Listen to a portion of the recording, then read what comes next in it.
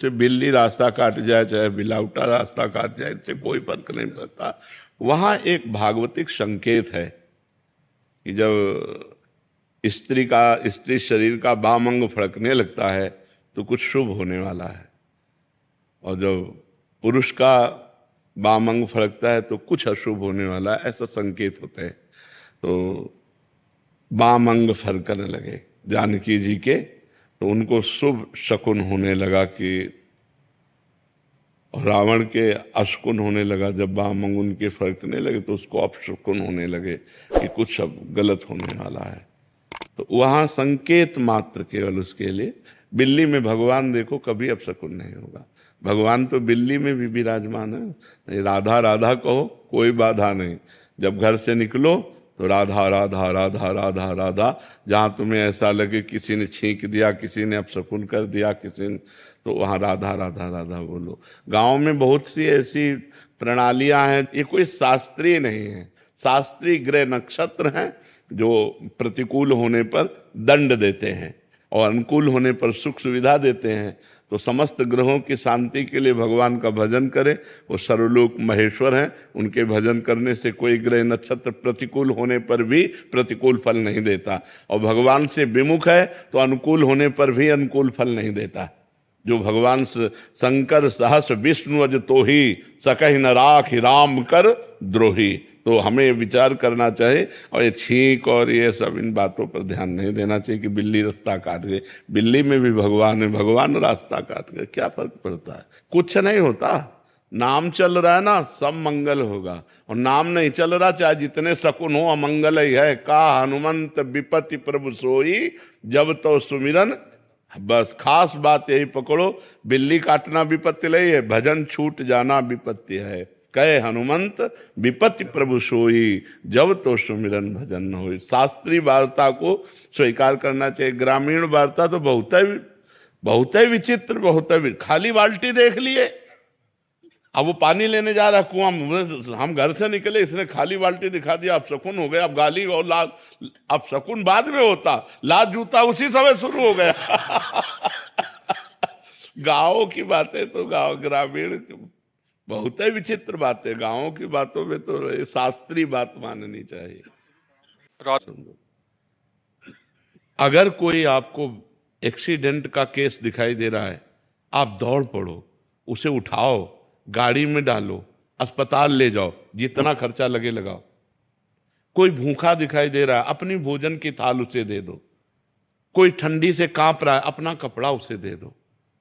ऐसा नहीं है कि हम महीने में निकाल करके रखें। हमें जहां जरूरत पड़ी, हाँ बहुत आ रहा हो करोड़ों में तो बहुत मिशन खुले, ऐसे जो धर्मार्थ मिशन है उनमें आप दे सकते हो। लेकिन गृहस्थी में जितना आ रहा है, अपने परिवार का पोषण करो, भगवान की घर में सेवा विराजमान करो, अतिथि सेवा करो, भूखे टूटे के साधु संत महात्मा, बीमार पशु पक्षी कोई भी हो, उसकी सेवा की भावना रखो। उसमें भी ये नहीं देखना है कि हमारा दशांश खत्म हो गया अब तो अब हम क्या खर्चा करें। नहीं, हम 2-4 दिन भले भूखे रह जाएं, लेकिन आज ये बीमार आदमी है, इसको हम दवाई दिलाते हैं, आज इसकी हम सेवा करते हैं। सेवा करने की भावना रखो, दान देने की भावना मत रखो। सेवा करने के लिए हमारे पास जो कुछ तन मन धन है, अगर जरूरत पड़ी हम दूसरों की सेवा में तन से भी लगेंगे, मन से भी लगेंगे और धन से भी लगेंगे। हमारी भावना तो ये है कि तुदीयम वस्तु गोविंदम तुभ्यमेव समर्पये। हे भगवान, आपकी दी वस्तु हमारे पास है, जब जरूरत जहाँ जैसे पड़े हमें प्रेरित कर देना, हम सेवा कर देंगे। हम दान देने लायक नहीं हैं, क्योंकि दान अपनी वस्तु का दिया जाता है और वस्तु भगवान की है, तो हम क्या दान दें। भगवान की वस्तु जहाँ जरूरत पड़ेगी वहाँ लगा देंगे। वैसे शास्त्रीय नियम में बताया गया है कि 100 में 10 रुपये धर्म के लिए निकाल देने चाहिए, दशांश कहते हैं। 100 में 10 रुपये धर्म के लिए निकाल देना चाहिए कि भाई अगर हमारे पास 100 रुपये हैं तो 10 रुपये रखें, किसी धर्म कार्य में जब अवसर आएगा तो हम इसे लगा देंगे। ऐसा शास्त्रीय। पर हम कह रहे हैं कि अगर हमें जरूरत है उसको 100 रुपया की दवा दिलाने की, हमने 10 रुपया निकाल कर तो हम 90 और लगा देते हैं। भैया तुम्हारी दवा 100 की है, तुम जाओ और खाओ और स्वस्थ रहो।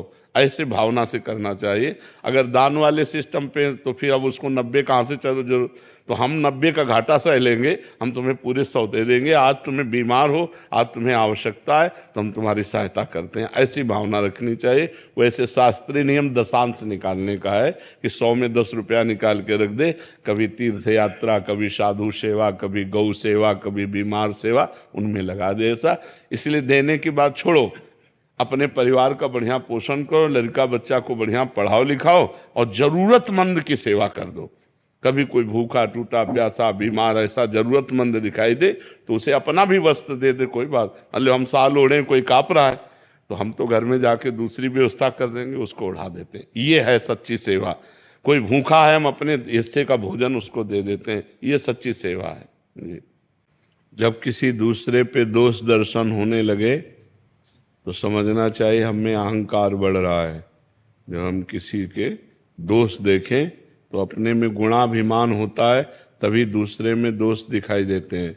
और इस अहंकार का नाश गुरुदेव के चरणों का आश्रय, संतों के पावन चरित्र पढ़ने से और भगवान नाम जप करने से ये अपने आप नष्ट हो जाएगा। गुरुदेव के चरणों का दृढ़ आश्रय हो, भक्तों के चरित्रों का गायन श्रवण हो और खूब नाम जप हो तो यह अहंकार मिटिया मेट हो जाता है। भक्त चरित्र सुनने से लगता है मेरे में क्या भक्ति है, इनमें जो महान भक्ति रही, ये जो भजन किए उसमें मेरा भजन कितना, तो अहंकार नष्ट होता है। जब गुरुदेव के चरणों का आश्रय लेते हैं तो ये होता है कि मेरे से जो साधना बन रही हो तो गुरु कृपा से बन रही है, और नाम जप करने से हृदय पवित्र होता है, तीनों से अहंकार नष्ट हो जाता है। गुरु चरणों का आश्रय, भक्त के पावन चरित्रों का पठन श्रवण और गुरु चरणों का आश्रय से बहुत जल्दी लाभ मिलता है। जो गुरु चरणों के आश्रय में नहीं है तो अहंकार तो पोसता ही रहता है, फिर वो बढ़ता रहता है। और नाम जप बहुत जल्दी हृदय को पवित्र करता है। 3 साधन है अहंकार नष्ट करने के लिए। इनको चाहे जो चाहे अपने अहंकार का नाश करना, ये 3 साधन स्वीकार कर ले, गुरु चरणों का आश्रय, भक्त चरित्र और नाम जप। अभ्यास योग युक्तेन चेतसा नान्यगामिना। अभ्यास बनाओ, जहाँ जहाँ मन भाग के जाए उसे नाम जप में लगाओ, बार बार लगाओ। दीर्घ काल निरंतर सत्कार सेवितो दृढ़ भूमि। दीर्घ काल तक यदि ऐसा अभ्यास करोगे आदर पूर्वक तो दृढ़ हो जाएगा, मन लगने लगेगा। आप चिंता मत करो, ना मन लगने पर भी जो जबान से नाम लिया जाता है वही निष्पाप कर दे। अभ्यास योग युक्तेन चेतसा नान्यगामिना। अभ्यास करते करते मन फिर स्वयं पकड़ लेता है भजन को। अब जैसे आप बिल्कुल ये नहीं कह सकते कि मन नहीं पकड़ा, कुछ मिनट तो पकड़ लिया है ना। अब अगर ना करो तो मन को बेचैनी होगी। उसने पकड़ लिया, धीरे धीरे और पकड़ाओ, 1 मिनट और पकड़ा है, 1 मिनट और, उसको धीरे धीरे धीरे अभ्यास में ले आओ तो 24 घंटे पकड़ लेगा। उसको अभ्यास में लाने की जरूरत है।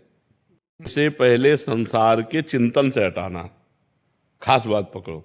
हमारा मन करा गोविंद गोविंद गोविंद, कृष्ण कृष्ण कृष्ण, राधा राधा राधा, तो हमें संसार का चिंतन छुटाना खास बात है। आगे चल के हम एकाग्र हो जाएंगे, आगे चल करके कोई एक नाम अपने आप अधिकार प्राप्त कर लेगा। लेकिन अभी ऐसे जपो जैसे जप रहे हो। जब जहां मन लगे, जब मन कहे राम राम तो राम राम कहो, मन कहे कृष्ण कृष्ण कृष्ण कृष्ण कहो। पहले संसार का चिंतन छूटे, फिर वो बात एक आ जाती है एकाग्रता की प्रियता की एक नाम प्रिय हो गया, फिर उसी में हमारा मन लग गया। अभी तो ऐसे ही चलो जैसे चल रहे हो, खूब संसार का चिंतन छूटे, नाम भगवान का चले, ऐसा प्रयास करते रहो। कृष्ण कहो, गोविंद कहो, लाडली जी को बहुत अच्छा लगेगा। ठीक है, आप खूब नाम जप करें। वैराग्य उपरति, ये 3 शब्द शास्त्रों में आते हैं। त्याग कहते हैं भोगों की इच्छा भोगने की है, पर शास्त्र विरुद्ध है, हम नहीं भोगेंगे। हमें भगवत प्राप्ति करनी है, भोगों की भोगने की इच्छा है पर हम भोगेंगे नहीं, उसे कहते हैं त्याग। और भोग सामग्री पास है पर भोगने की इच्छा नहीं है, उसे कहते हैं वैराग्य। और भोग सामग्री है ऐसा बोध भी नहीं रह गया है, उसे कहते हैं उपरति। वैराग्य का तात्पर्य होता है भोगने की इच्छा ना रहना, राग रहित तो हो जाना। हमारा किसी भी वस्तु व्यक्ति स्थान से राग ही नहीं रह गया है, अपनापन केवल एकमात्र परमात्मा से रह गया है। कोई भोग भोगने की इच्छा नहीं। भोग की इच्छा का निरंतर के लिए त्याग हो जाना उसे वैराग्य कहते हैं। क्योंकि इच्छा का त्याग हो जाना वैराग्य कहते हैं। और भगवान से अनन्य प्रेम, वाहेगुरु से अनन्य प्रेम हो जाना, यही जीवन का वैराग्य का फल है। अगर वैराग्य केवल है और ब्रह्मबोध नहीं है या भगवत प्रेम नहीं है तो वैराग्य किस काम का। वैराग्य की पूर्णता प्रेम या भगवत प्राप्ति में है, या तत्वबोध हो जाए तो उससे वैराग्य की पूर्ण। केवल वैराग्य हमें भगवत प्राप्ति नहीं करा सकता, वैराग्य सहायक है, लेकिन हमें तत्वबोध होना चाहिए या भगवत प्रेम होना चाहिए। दो में अगर एक नहीं है तो अभी पूर्णता नहीं है। वैराग्य कोई खास वस्तु नहीं है, खास वस्तु अनुराग है। मिले न रघुपति बिनु अनुरागा, किए कोटि जप जोग विरागा। चाहे जितना योग हो, चाहे जितना वैराग्य हो, लेकिन भगवान से प्रेम नहीं तो वो योग किस काम का। जोग कुजोग ज्ञान अज्ञानु, जहाँ नहीं राम प्रेम परधानु। भगवान से प्रेम नहीं तो योग किस काम। सनकादि निरंतर हरिशरणम हरिशरणम हरिशरणम जपते रहते हैं और ब्रह्मबोध संपन्न महापुरुष हैं, तत्वबोध है जिनको, वो भी निरंतर नाम जप करते हैं। तो नाम जप करो और असत भोगों का त्याग करो। सत भोगों से तो शरीर का पोषण करो, धर्म का पालन करो, असत भोगों का त्याग करो। जिसे शास्त्र निषेध करता है, जो पाप कर्म है उनका त्याग कर दो तो आगे बढ़ते चले जाओगे। शास्त्र कहता है जैसे काम भोग है, अपनी पत्नी के साथ काम भोग किया हुआ वो धर्म में है, लेकिन दूसरे की पत्नी के साथ किया हुआ पाप में है। जो पापी पुरुष ये सोचता है कोई शोक नहीं, कोई चिंता नहीं, कोई प्रायश्चित नहीं, तो पापी पुरुष है, अंतःकरण मलिन है और नीच है, दुर्गति को प्राप्त होगा। ऐसा थोड़ी कि तुम्हारे सोचने से हो जाएगा, तुम्हारे सोचने से नहीं होगा। शास्त्र प्रमाणित विषय होना चाहिए। ये नहीं कि एक है कि विषयों की लालसा है और उसको दबा रहा है, और एक है कि विषयों की लालसा है वो भोग रहा है, कोई प्रायश्चित नहीं, कोई पश्चाताप नहीं, तो घोर पापी पुरुष का लक्षण है। ये तो घोर पापी पुरुष का लक्षण है। ये कोई पुण्यात्मा या सतमार्ग वाले का लक्षण थोड़ी। सतमार्ग वाले से तो जरा सा धर्म विरुद्ध होगा तो हृदय जलने लगेगा, त्राहिमाम बोलेगा, वो पश्चाताप करेगा, अनुष्ठान करेगा जिससे उसका पाप नष्ट हो। ये तो जैसे आतंक है कि हजारों को मार दिया, उनको कोई पश्चाताप नहीं और जाके पार्टी मनाते हैं। ऐसे विषयी भोगी पापी पुरुष हैं, गलत आचरण करते हैं और खूब खुशी होते हैं कि आज तो हमने ऐसा किया। ये पापी पुरुष का लक्षण है, ये पुण्यात्मा महात्मा या सतमार्ग का लक्षण नहीं। सतमार्ग वाला है कि जो धर्म विरुद्ध आचरण भूल ही न दे कुमारग पाऊं, भूल करके भी हम असत आचरण नहीं करेंगे। अगर असत आचरण बन गया तो भारी जलन, भारी पश्चाताप और उपाय पूछेंगे कि उस पाप का प्रायश्चित क्या होना चाहिए जो हमसे हो गया। यह है सतमार्ग में चलने वालों का, ऐसा नहीं है तो पापी पुरुष का लक्षण है। मनमानी आचरण करके फिर तो क्या कि गोली मार रहे हैं, लूट रहे हैं, व्यभिचार कर रहे हैं, मौज से शराब पी रहे हैं, मस्ती से घूम रहे हैं, उनको कोई प्रायश्चित है क्या? ये तो पापी पुरुष का लक्षण है। ऐसी गंदी बात मन में मत लो। रुपया बैंक में जमा है, कितने जेब में है, ये पोस्टर लगाया जाता है क्या? ये पोस्टर लगाया जाता है क्या? आपका स्वरूप क्या है, उसकी पहनावा क्या है, आपकी सेवा क्या है, ये हमारा पर्सनल विषय है। आप अपनी स्थिति की बात करो कि आपकी साधना में क्या विक्षेप हो, उसका उत्तर लीजिए। ये कोई प्रचार प्रसार का विषय है क्या? पोस्टर लगाने का विषय क्या? साधना को, दिनचर्या को, उपासना को, उपास्य को गुप्त रखा जाता है। ये कोई एकांतिक में वर्णन करने वाली बातें है क्या? आप अपनी साधना में बताइए कि आप कहाँ पहुंच रहे हैं, जहां पहुंचने में विक्षेप हो उसका उत्तर लीजिए।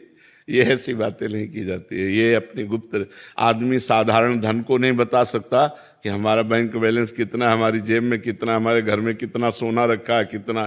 फिर ये परमार्थ की बात कैसे हो? वो तो गुप्त रखी जाती है, ये कभी वर्णन थोड़ी की जाती है। जो कर दे तो खत्म, ये भी बात है।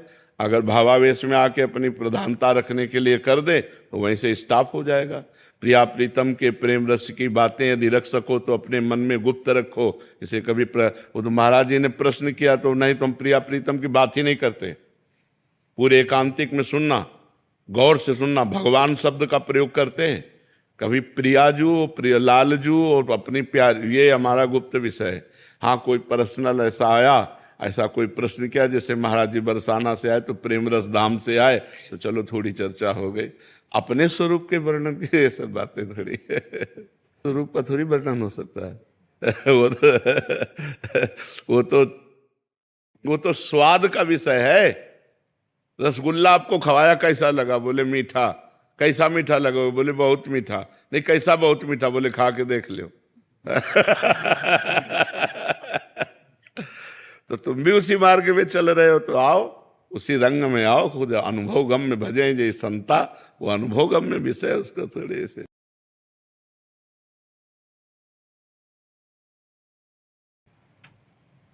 भक्ति का तो ये स्वरूप है कि अपने इष्ट को जब कोई प्यार करता है तो हम उसकी चरण रज माथे पे लगाते हैं। हमें ईर्ष्या नहीं होती, हमें जलन नहीं होता। जो हरिवंश को नाम सुनावे, तन मन प्राण तासु बलिहारी। जो हरिवंश उपासक सेवय, सदा सेवूं ताके चरण विचारी। यदि हमारे गुरुदेव से जो प्रेम करते हैं तो हमें ईर्ष्या नहीं होती, हमें उनकी चरण वंदना करने का मन होता है कि अहो भाग्य, धन्य भाग कि आप हमारे गुरुदेव की सेवा करते हैं, आप हमारे गुरुदेव की आज्ञा में रहते हैं, आप हमारे गुरुदेव को प्यार करते हैं, इसलिए हम आपको बहुत प्यार करते हैं, बहुत आदर करते हैं। भक्ति ईर्ष्या नहीं पैदा करती, भक्ति प्रेम पैदा करती है। तो ये गलत बात है, इसको हटाओ अंदर से, ये ठीक बात नहीं है। जो गुरु को प्रेम करने वाले हैं उनको मानसिक नमस्कार करे कि धन्य भाग, आप इतना प्रेम करते हैं, काश हमारे अंदर भी ऐसा भाव हो कि हम आप जैसा गुरुदेव से प्यार कर पावें। ये बात तो है, उनकी चरण वंदना करें, उनके प्रति सच्चे भाव रखें, ईर्ष्या न करें। ईर्ष्या करना भक्ति नहीं है, ये गलत है, ये शास्त्र विरुद्ध है, ये भक्ति विरुद्ध है। भक्ति ईर्ष्या नहीं कराती, भक्ति प्रेम कराती है जी। तो उसकी चरण धूल माथे पे रखो कि तुम्हारा जैसा भजन, हमें ईर्ष्या करने। ईर्ष्या तो संसार में होती है, भक्ति में ईर्ष्या थोड़ी होती है। भक्ति में तो नमन होता है। अपने से बड़े भक्तों के तो चरणामृत पिया जाता है, जूठन पाई जाती है, उनकी चरण रज माथे पे लगाई जाती है, उनकी दास्ता स्वीकार की जाती है, ईर्ष्या थोड़ी की जाती।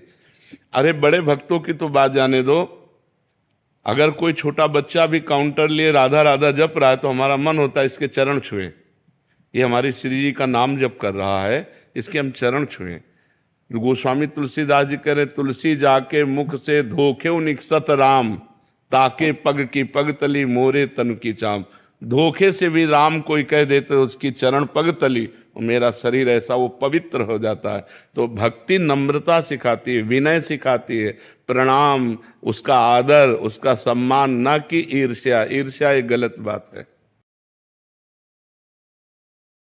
हो जाओगे तो बुरा कर्म होगा ही नहीं, पहली बात। अभी शरणागति का प्रोसेस चल रहा है। गोस्वामी तुलसीदास जी कह रहे हैं, गुण तुम्हार समुझे निज दोषा, जेहि सब भांति तुम्हार भरोसा। जिसे सब प्रकार से हे हरि आप पर भरोसा है, पर गुण तुम्हार समुझे निज दोषा। गुण है तो हे हरि आपका दिया हुआ है, और गलती हुई तो हमसे हुई। ये अभी शरणागति का प्रोसेस चालू, शरणागति नहीं हुई, शरणागति। जिसकी हम शरण में उसके सिवा हमारी स्मृति में कोई नहीं, तो पाप कर्म कैसे बन जाएगा? पाप कर्म तो तब बनता है जब खाली समय मिलता है ना। ध्यायते विषयान पुंसास संगास्ते सुपजायते।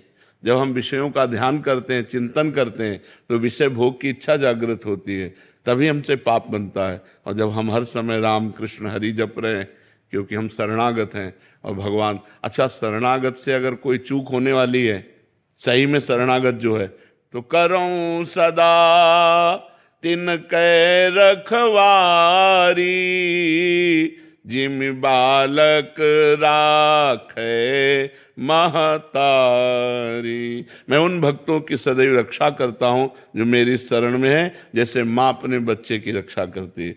तो पाप कर्म की संभावना नहीं, अगर बन जाता है तो हम प्रायश्चित करते हैं, हम हृदय से पश्चाताप करते हैं, भगवान से विनय करते हैं, मेरे से गलती हो गई, और उस कर्म को नष्ट करते हैं भजन के द्वारा, ना कि जमा करते हैं। उसको नष्ट करना है, पाप कर्म को नष्ट करना है और सुकृतों को भगवान के चरणों में समर्पित कर देना है। भगवान से ये जरूर कहना है कि हे नाथ, मैं आपकी शरण में हूँ, अब मेरा बस नहीं कि मैं ये ना करूँ, मैं चाहता हूँ कि ना करूँ, पर मेरे से हो रहा है, नाथ मुझे बल दीजिए और क्षमा कीजिए प्रभु मेरे। और हृदय में जलन होनी चाहिए कि मेरे से ऐसा क्यों हो गया, वो सब समाप्त हो जाएगा। नाम जब चल रहा है वो भस्म कर देगा, उसे जमा करने की जरूरत नहीं, जमा करना है सत्कर्म। समझ पाए आप? जरूरी स्वामी जी का साक्षात्कार नहीं है, जरूरी है स्वामी जी की आज्ञा का पालन करना। यदि हम स्वामी हरिदास जी की आज्ञा का पालन करें, रोज केलीमाल जी का पाठ करें और हर श्वास में कुंज बिहारी श्री हरिदास कहें, तो कोई प्रश्न की जरूरत नहीं पड़ जाएगी, अपने आप सब ठीक हो जाएगा। हर श्वास कुंज बिहारी श्री हरिदास और केलीमाल जी का रोज पाठ, पूरा रोज पाठ केलीमाल जी का करो और कुंज बिहारी श्री हरिदास श्वासों से ना बिसरे, तो श्यामा प्यारी कुंज बिहारी खेलने लगेंगे। और जब श्यामा प्यारी कुंज बिहारी खेलेंगे तो वो होगी गोद हरिदास की, तो एक ही बात हो गई, हरिदास जी की गोद में श्यामा प्यारी कुंज बिहारी का साक्षात्कार हो जाए।